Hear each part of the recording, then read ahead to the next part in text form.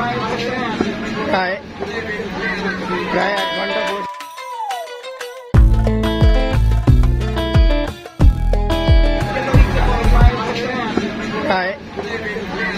প্রায় 1 ঘন্টা বসে থাকার পরে আমাদের খাবার রেডি হয়ে গেল।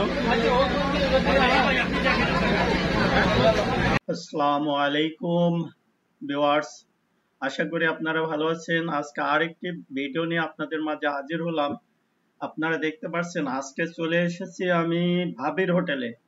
আপনারা জানেন ঢাকা চিটাগাং রোডে সীতাকুণ্ডে আপনি যেতে হাতের ডান সাইডে, চিটাগাং থেকে যখন যাবেন আপনি হাতের ডান সাইডে পাবেন এই ভাবির হোটেল। এটি এক সময় ছিল ড্রাইভারের হোটেল। আসলে এই হোটেলটাতে খাওয়া কতটা যুক্তিসঙ্গত তা আমি জানি না, খাবারের মান নিয়ে তেমন প্রশ্ন নেই, তবে খাওয়া কতটা যুক্তিসঙ্গত তা আপনারা ভেবে দেখবেন। কারণ এই হোটেলের যিনি ভাবি নামে পরিচিত তিনি হচ্ছেন একজন মুসলিম বা মহিলা, আর যিনি ভাই হিসেবে পরিচিত তিনি হচ্ছেন একজন হিন্দু, এবং ওনারা দুজনেই প্রেম করে বিয়ে করেছেন এবং শর্ত সাপেক্ষে। তারা শর্ত করেছিল যে যে যার ধর্ম সে সেভাবেই চলবে। তো একজন হিন্দু আর একজন মুসলমান, এদের কিভাবে বিয়ে হয় এবং এরা কিভাবে ঘর সংসার করে দেখতে পাচ্ছেন।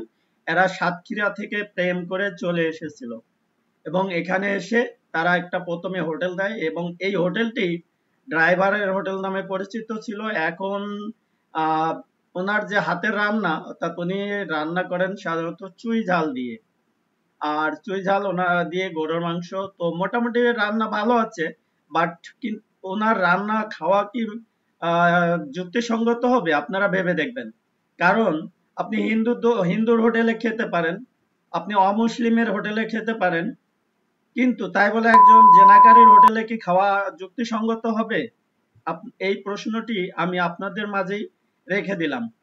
তো এখানে এত লোক এসেছে দূর দূরান্ত থেকে গাড়ি নিয়ে, আপনারা দেখতে পাচ্ছেন যে আমরা প্রায় 1 ঘন্টা দাঁড়াইছিলাম একটি টেবিলের পাশে।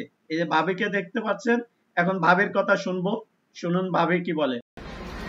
যে ভাবির হোটেল নামে পরিচিত সেই ভাবি, এই যে উনি নিজেই এখানে মশলা কাটতেছে আর কি, রসুন পেঁয়াজ। এর আগে তো ভাবি আপনাকে দেখছি যে ওই মাংস পাক করতেন, এখন দেখে একটা ছেলে পাক করতেছে। লোক নিয়োগ দিচ্ছেন যে?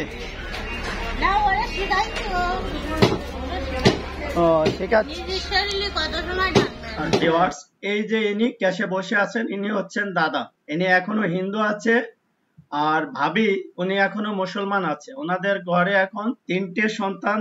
তো সন্তানেরা ওনার শুনেছিলাম যে যার ধর্ম মতো চলতে পারে, যে যেটাকে পছন্দ করে। তো এটা কি আসলে আদৌ কোনো ধর্মে স্বীকৃতি দেয় কিনা আমার জানা নেই। বাকিটা আপনাদের কাছে প্রশ্ন রইল, কিভাবে আপনারা নেবেন।